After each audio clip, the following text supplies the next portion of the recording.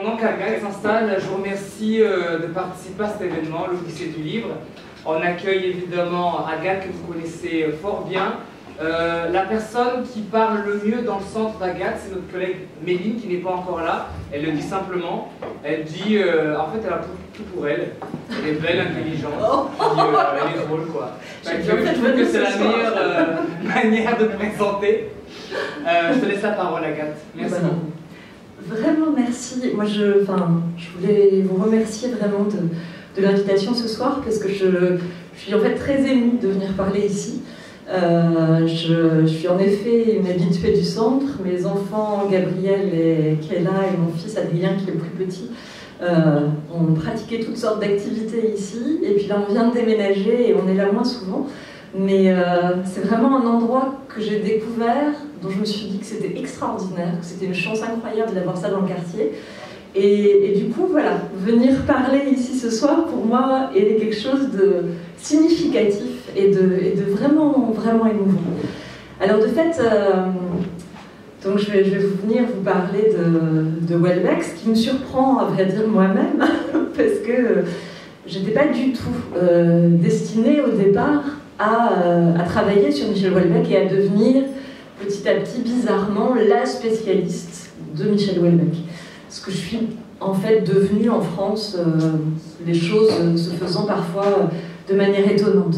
En fait, au départ, je vais vous expliquer un peu comment j'en suis venue là, parce que je pense que c'est intéressant pour comprendre ce qu'il fait et arriver à le connaître. En fait, au départ, moi je suis spécialiste, je suis universitaire, et je suis spécialiste de littérature du 19e siècle. J'ai fait ma thèse sur Balzac et Stendhal, donc voilà, c'était ça la littérature que j'aimais. Et au moment où j'ai commencé à faire ma thèse, j'ai commencé à travailler, enfin je me suis demandé sur quoi j'allais travailler, et la littérature contemporaine ne m'intéressait pas. Ce qui m'intéressait vraiment, c'était le 19e siècle, et je crois que ça m'intéressait parce que j'avais l'impression que c'était une littérature qui cherchait à révéler le monde, qui cherchait à rendre le monde lisible. Quand Balzac arrive au tout début du 19e siècle, il vient d'y avoir la Révolution, et les contemporains, les gens qui vivent à cette époque-là, pensent que depuis la Révolution, le monde est devenu complètement illisible, qu'on n'y comprend plus rien, qu'on ne comprend plus le fonctionnement social. Et Balzac, alors que le roman à cette époque-là n'est pas du tout un genre majeur, Balzac arrive et dit, en fait, ça, c'est le rôle du roman. Le rôle du roman, c'est d'expliquer comment fonctionne le monde contemporain, c'est de rendre le monde contemporain lisible comme un livre pour les lecteurs. Et de fait, il va arriver à ça. Il va tellement bien arriver à ça qu'il y a Bonsoir. Qu'il y a des gens qui lui écrivent et qui lui disent ça. Vous avez rendu, pour moi, le monde plus compréhensible. Et j'ai eu l'impression que, d'une certaine manière, la littérature contemporaine avait plus ou moins renoncé sur ce terrain-là. Peut-être parce qu'au fil du 19e siècle, il y a autre chose qui a monté et qui a pris en charge ce rôle-là. Et évidemment, ça, c'était la presse. Il y a eu un essor absolument fantastique du journal au 19e siècle. Et c'est le journal qui a pris en charge de rendre compte du monde. Et puis aujourd'hui, on est en retrait par rapport à ça, parce que peut-être qu'on a eu trop d'abreuvement médiatique, peut-être qu'il y a une méfiance de plus en plus grande qui s'est nouée à l'égard des médias, et du coup, je me dis que peut-être la littérature a de nouveau son mot à dire. Et en tout cas, ce qui est très clair, c'est que Houellebecq est arrivé en littérature avec cette idée-là, avec l'idée que il fallait de nouveau que le rôle de ses romans à lui, ça allait être de dire quelque chose du monde contemporain, de rendre ce monde contemporain à nouveau lisible. Donc, il y a eu ça, je pense, qui m'a intéressée. Et j'étais toujours spécialiste du 19e siècle, et j'ai participé à la fondation d'une revue qui s'appelait le Magasin du 19e siècle, et dans laquelle on avait l'ambition un peu bizarre de rendre plus populaire tout le travail qu'on faisait autour de la littérature du 19e. Et quand j'ai fondé cette revue, on m'a demandé ce que je voulais faire, et j'ai dit, moi, ce que je voudrais, c'était une revue annuelle, ce que je voudrais, c'est m'occuper chaque année de faire un grand entretien avec un écrivain, ou un cinéaste, ou enfin un artiste, sur ses relations avec la littérature du 19e. Et on m'a dit, ah oui, à qui tu penses? Et j'ai dit, bah, j'aimerais bien essayer Michel Houellebecq. Tout le monde est resté un peu en se disant, quel essai? Parce qu'on était à l'automne 2010, on parlait d'une revue qui en était à son premier numéro. Moi, j'avais jamais fait aucun entretien. Et Michel Houellebecq venait d'obtenir le prix Goncourt. Autant vous dire que j'avais très peu de chances de réussir à ce qu'il accepte de faire un entretien avec moi. Et puis je l'ai joint, j'ai réussi à lui écrire. Il a commencé par dire non, j'ai argumenté, il a fini par dire oui. Et du coup, je me suis retrouvée à aller le voir pour discuter avec lui de ça. Et j'y suis allée pas bien fière, pas bien à l'aise. Et en fait, c'était tellement vrai qu'il y avait un rapport entre ce qu'il faisait et la littérature du 19e que notre entretien a duré pendant 5 heures. On a parlé 5 heures, et on a parlé 5 heures parce qu'on parlait véritablement de choses, de textes et d'auteurs qui nous passionnaient absolument l'un et l'autre. J'ai découvert à ce moment-là à quel point Houellebecq était un très grand lecteur du 19e siècle, à quel point il connaissait tout et quasiment plus de choses que moi qui étais pourtant spécialiste. Il avait tout lu, et le roman, et la poésie, et même des théoriciens sociaux un peu obscurs du 19e siècle, qui connaissaient tout ça par cœur. Donc, ça s'est fait comme ça. Et j'étais tellement pas à l'aise le jour de cet entretien, j'avais tellement travaillé qu'au bout des 5 heures d'entretien, j'avais dû épuiser à peu près que le quart du travail que j'avais fourni. Et donc, à partir du moment où je suis sortie, et j'avais fait cet entretien, déjà je trouvais ça extraordinaire, j'ai commencé à faire mon travail d'universitaire, c'est-à-dire j'ai commencé en me disant, voilà, j'ai plein de matières, plein, qu'est-ce que j'en fais? J'ai commencé à écrire des articles, j'ai commencé à participer à des colloques, et puis un jour j'ai envoyé un de mes articles à Houellebecq en lui disant, vous vous souvenez, on a fait l'entretien ensemble, ben voilà, j'ai écrit ça depuis, je vous l'envoie. Et à ce moment-là, il m'a réécrit, il m'a dit, oh là, je trouve ça vraiment bien, et il m'a demandé ensuite de faire la préface d'un recueil qu'il avait fait de ses poésies, d'une anthologie de ses poésies. Et puis à partir de là, les choses se sont enclenchées, c'est-à-dire j'ai commencé à vraiment travailler dessus. On m'a demandé de faire une édition de la carte et le territoire. Ensuite, j'ai fait un gros recueil qui s'appelle Le Cahier de Lerne, où il y avait plein de témoignages, d'inédits, etc. Enfin, j'ai commencé à en effet devenir la spécialiste de Houellebecq. Alors, ça n'empêche que quand j'ai commencé à travailler sur Houellebecq, j'étais pas spécialement à l'aise. J'étais pas spécialement à l'aise parce que le fait est que moi j'étais intéressée par ces liens avec la littérature du 19e, je trouvais ça super passionnant, etc. Mais de fait, si j'écoutais la réputation qu'avait Houellebecq, je me demandais un peu comment c'était possible que je m'intéresse à ça. J'étais... C'est votre mère. Comme les mauvais élèves, Gabriel, comme les mauvais élèves, le portable qui sonne. Ça va, tu es toute pardonnée. Oui, donc, Houellebecq avait la réputation d'être affreusement misogyne. J'étais une femme et je le lisais et j'avais pas l'impression de dire quelque chose de profondément misogyne.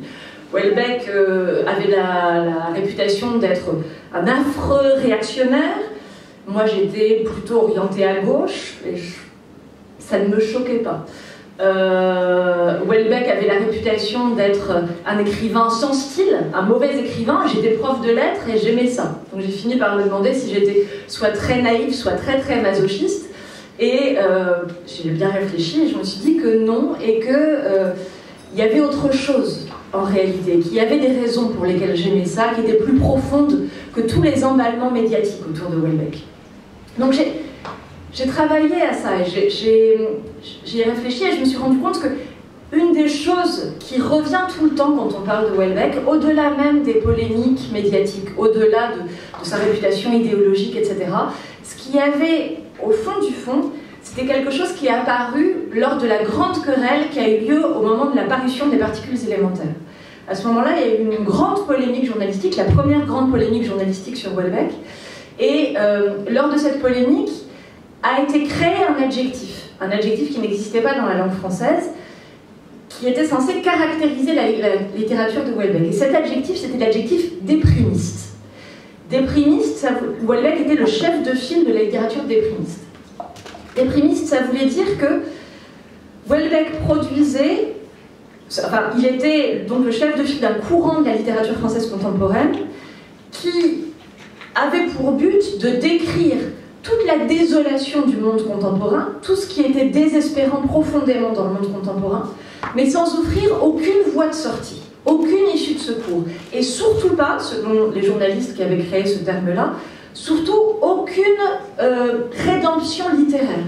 C'est-à-dire qu'il n'y avait pas d'esthétique, de beauté qui était capable de dépasser la puissance du désespoir. C'était évidemment une manière, comme beaucoup d'autres, parce que c'est ça le fond du discours sur Houellebecq, en tout cas en France, c'était une manière encore de dire l'œuvre de Houellebecq, c'est pas une œuvre littéraire, elle n'a pas de qualité littéraire, c'est pas un vrai auteur. Alors on pourra y revenir si vous voulez un peu plus tard. Mais je crois qu'à propos de ça, on peut partir tout simplement de quelque chose d'absolument, enfin d'un constat de bon sens.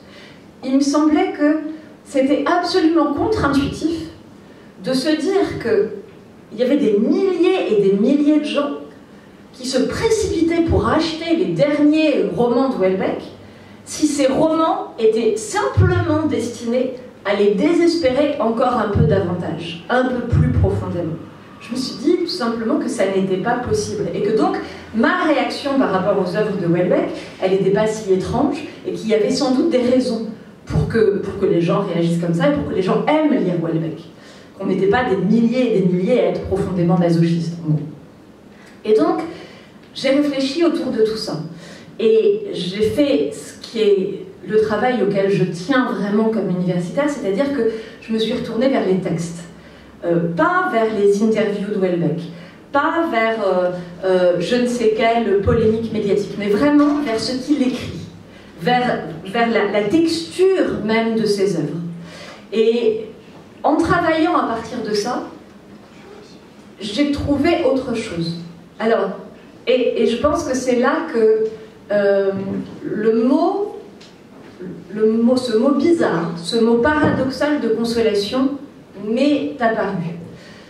Je me suis dit qu'il y avait quelque chose qui était de l'ordre de la consolation chez Houellebecq, très bizarrement. Parce qu'en fait, la consolation, en fait, ça a été, pendant très longtemps, une tradition à la fois littéraire et philosophique. Pendant l'Antiquité, il y avait tout un discours philosophique qui était un discours de consolation, et on apprenait quelles étaient les méthodes de la consolation, ce qu'il fallait faire pour consoler, quels étaient les arguments qu'on pouvait employer pour consoler quelqu'un, etc. Et en fait, très bizarrement, cet art de la consolation, cette méthode-là, elle a progressivement disparu. Et elle a disparu sans doute au XIXe siècle directement aussi. C'est là qu'on trouve les derniers textes qui sont intitulés véritablement consolation. Et je crois que si elle a disparu, c'est parce qu'au XIXe siècle, il s'est passé quelque chose de très profond, qui a été une perte de confiance dans les pouvoirs du langage. On n'a plus cru que le discours était capable de consoler. Ou plus exactement encore, on a cru que la peine réelle, la peine profonde qu'on peut éprouver, la souffrance individuelle, si elle était vraie, elle était inaccessible aux mots. Que le discours ne pouvait pas atteindre cette peine-là, la peine véritable. Je crois que chez Houellebecq, c'est exactement le contraire. Et c'est ça que j'ai cherché à étudier. Alors, pour vous dire un petit peu les choses qui me sont apparues quand j'ai travaillé là-dessus, et qui sont un peu les différentes parties de mon livre, la première chose qu'il faut savoir quand on veut consoler quelqu'un, c'est que si on veut être sûr de ne pas le consoler, ce qu'on peut faire, c'est aller le voir et lui dire « Tu sais, tu crois que tu es triste, mais en fait, c'est pas vrai. En fait, tout va très bien et ta peine, c'est rien du tout. » Si on dit ça à quelqu'un, on peut être sûr qu'on ne va pas le consoler du tout. Et donc, la première chose en réalité qu'il faut faire si on veut consoler quelqu'un, c'est aller le voir et lui dire « Oui, c'est vrai, tu as de la peine. Tu ressens une grande souffrance et tu as raison de la ressentir parce qu'il y a de quoi être profondément malheureux. » Je crois que c'est ce que Houellebecq fait, en effet. Dans tous ses romans, il y a une espèce de longue traversée du désespoir. Très longue, très pénible à certains moments.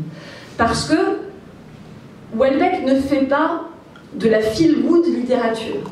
Houellebecq n'essaie pas de nous dire tout va bien, regardez comme le monde est beau, regardez comme ça fonctionne. Au contraire, il a toujours été, dit-il, il le dit directement dans un de ses poèmes, il a toujours été fasciné par les moments où tout dysfonctionne.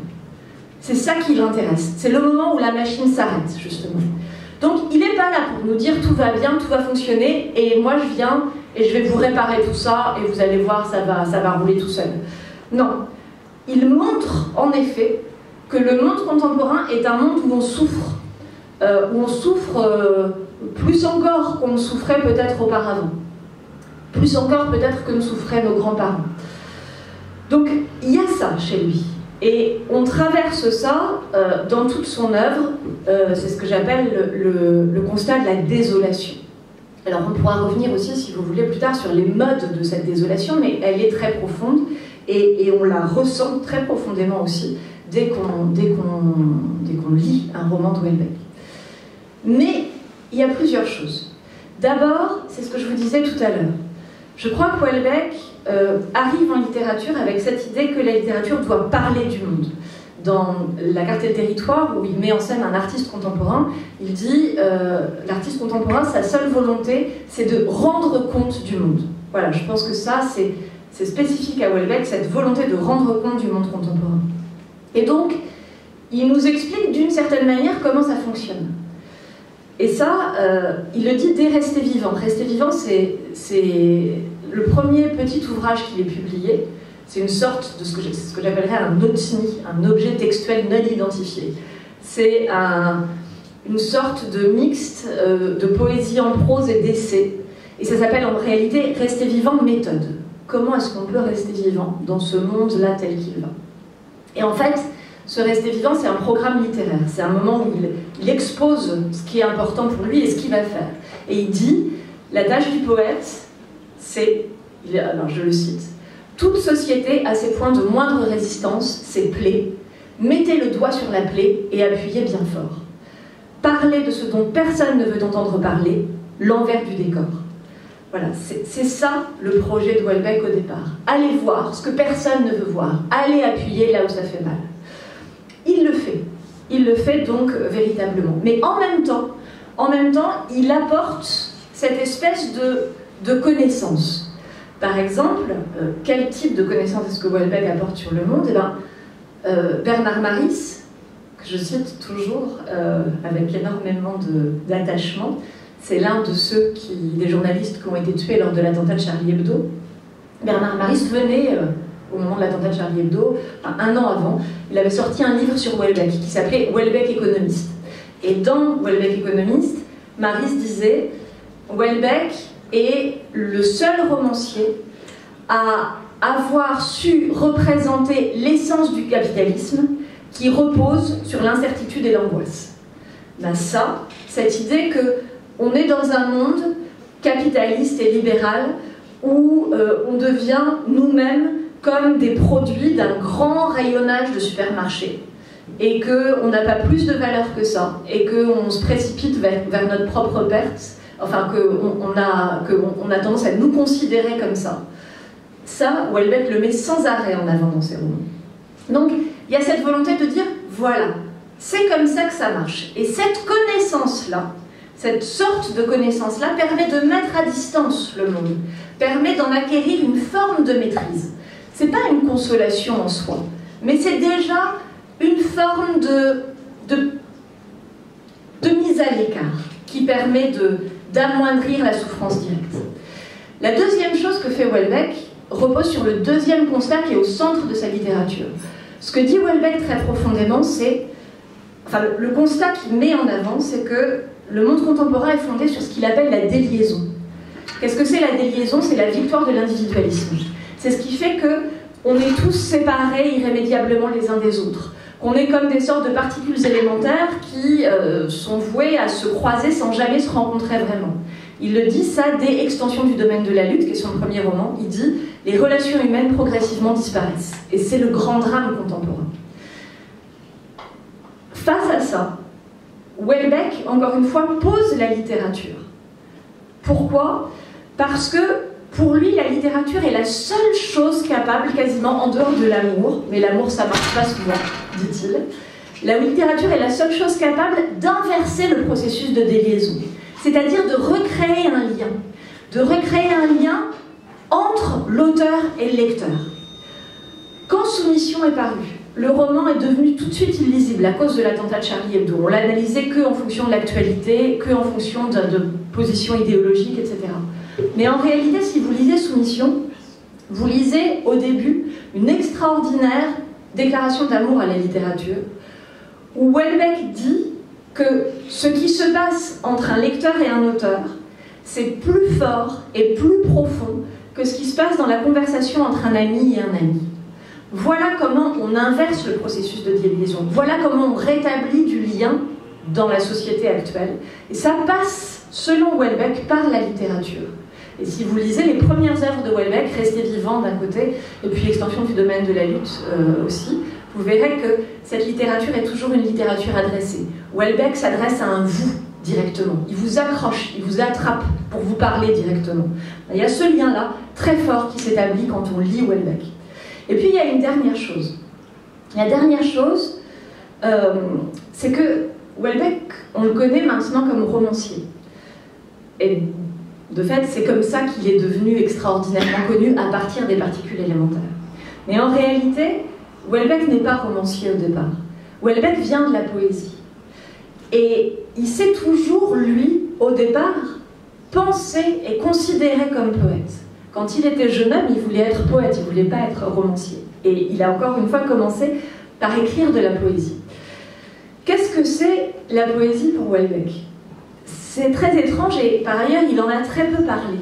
Il a écrit très peu de textes sur ce qu'il pense de la poésie. Mais quand il a écrit des textes sur la poésie, il a dit que la parole romanesque et la parole poétique n'avaient rien à voir. Parce que c'était deux manières irréductibles de voir le monde.